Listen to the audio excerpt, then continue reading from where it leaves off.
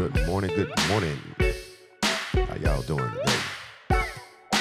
Last Monday of 2025.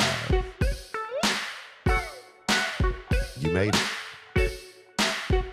You made it. And it's obvious I made it because you're sitting here looking at me. Are you excited about 2026? I know I am. So let's get into it. Hey, last year, the first podcast of the year, I talked to us about being intentional in regards to the endeavors that we put forth into manifesting, bringing them to a reality in regards to our goals in 2025. It was about this time last year that we had a conversation concerning that. And what I want to do today is I want to revisit that episode from a standpoint of judging our papers, you know, grading our papers. That'd be more appropriate. And since you're not here to answer me and to put in your input, I'm going to grade my paper, and hopefully uh, this will resonate with you and cause you to get into the comments of whatever platform you're watching this or listening to this from, and share um, your thoughts about the things that transpired in 2025 that may have led to success, led to failure. What were some hindrances?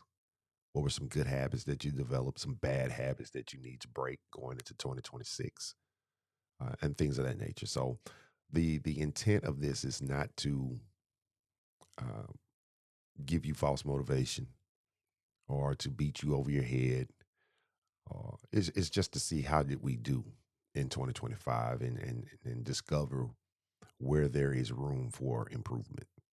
And so, as with every episode of the Essential Discourse Podcast, most of this stuff is based off of my experience. In fact, all of it is based off of my experience.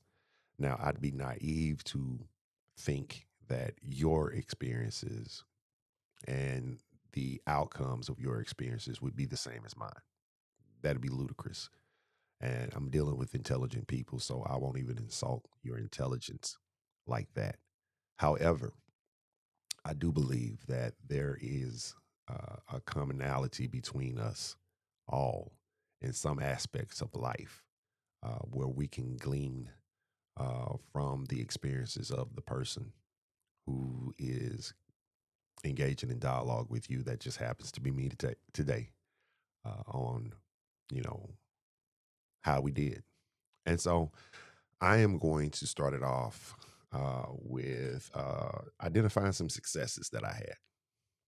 Some successes that I had last year or this year, still this year, 2025, was I was able to put forth some content that I think um, that was very, very relatable and offer some very practical solutions to remedy those problems. Uh, Additionally, I think that I was ahead of the power curve in talking about certain things, and to to experience life in the aftermath of doing some of those episodes, it was like, yeah, I see the reason I was led to engage in that particular topic uh, for what was coming in my life. Um, so I think that the quality content that I was able to put out last year was definitely a success, and I had a vision uh, outside of the podcast to start my own business. I was able to do that. Uh, a lot of trial and error, a lot of missteps and mistakes, but overall, we had a very, very productive year in the business that I started, and I'm looking forward to this next season of being a being a small business owner and doing my thing. Um, Failures. My failures were I lacked consistency as the podcast uh, was concerned. I kind of allow life to the point to where I didn't get on the recording apparatuses to put forth the thoughts that I had concerning various topics, and um, you know, I just wasn't very consistent. I, More so, I was even less consistent than I was in the years previous to this one. And again, that could have been because I had some additional stuff on my plate, working a full time job, launching your own business, and doing all the things that are necessary to be successful in both of those, devote time to the family and um, assignments at my church. There was a lot going on, but at the same time, I still had time to get on um, and do the podcast and give it the attention that it deserved. And I think I just chose the easy way out. I chose comfort over discomfort in order to, justify not being more consistent, more determined to put out uh, more episodes consistently. Another success that I did was I revamped the website.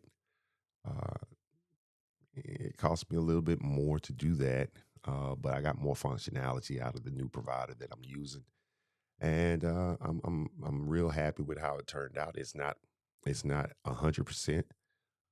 I need to go in and make some changes, but I was happy with the end result. I got it to look the way that I uh, envisioned it looked, and to break up some of the monotony of the old site, and add some new flavor to it. Also, I was successful in streamlining the social media apparatuses that I was using to make it more uniform to what we were doing. So those are successes and failures. I kind of covered hindrances um, in talking about the failures and the failure of being inconsistent. And hindrances were just, discomfort. I chose comfortability over discomfort. I chose, I chose to sleep rather than to work. I didn't maximize the time that I had at my disposal, and that's just a mindset. That's a mindset. Um, I think I let this become more of a chore than a release. A thing of enjoyment. So that was a major hindrance. Another major hindrance was, the learning curve. Technology is just zooming by. Once you think you got the handle of one thing, and here comes a change, and then a change to the change. And so that was a hindrance for me. Um, Another hindrance was AI, AI, and not that I don't know how to, use AI, but that I think that AI kind of made me a little lazy. You know, it, I didn't have to think as much about what it was that I wanted to say, how I wanted to frame it, and who I needed to frame it for. Uh, and I think one of the things that I'm going to do this season is kind of lay off of the AI as much as possible to ensure that I'm being absolutely critical and genuine when I am seated before this mic and in front of this camera and addressing you, the public. Um, so that success, that's all those failures, procrastinations, hindrances, and bad habits. I really got into the bad habit of saying I could do it tomorrow, and I know better than that, and yet I still did it. I got into the bad habit of saying, you know what, ain't nobody gonna listen. They're not gonna engage. They're not going to. They're not going to. get on here and just be honest. They're not going to do this. They're not going to do that. And, you know, I got in the bad habit of checking views and trying to see what kind of reactions, what kind of responses I was getting. And I think that kind of led into those bad habits, kind of led into the failures and the procrastination. And, you know, uh, when you're more concerned about the results versus the product, you got a problem. You got a problem on your hand when you're more concerned about, you know, what people think and what people are doing. Yeah, you want engagement. I want engagement. Let me say that. I want engagement. I want people to interact and, you know, use their keyboards on their phones or on their computers when they're watching and listening. And, I won't push back. I won't, if you agree, I want to hear you agree and why you agree. And if you're pushing back, I want to know why you're pushing back. I just want to have conversations, real conversations with people about real topics that, you know, we all face. And so when you, when I, when I, when I uh, developed the bad habit of just looking at reactions, views, likes, um, comments, the lack of comments, you know, that kind of fed into me not being motivated to make sure that I was doing what I was doing because I was only looking at the product instead of embracing the process, which I talked about extensively last season. And experience has taught me, you got to put the product out and live with the results, whether 3 people comment or 3,000 people comment, whether I get 0 likes and, zero hearts, you know, I got to be motivated to continue to put out a good product. And I think that also led into the failures that I experienced last year. And I got to be product driven, not result driven. I got to be product driven because you know we're all busy, and some of you may have had intentions to respond. Some of you may have had intentions to comment, but because life is lifing, and you have other responsibilities and you have other demands upon your time, you could have forgotten. You could have forgotten. Not to say that you weren't impacted, but you just could have got distracted from doing what it is that you said you wanted to do or what you intended to do. um I want to send a special shout out to my nephew. uh we call him Big Squeeze. He knows who he is if he listens to this.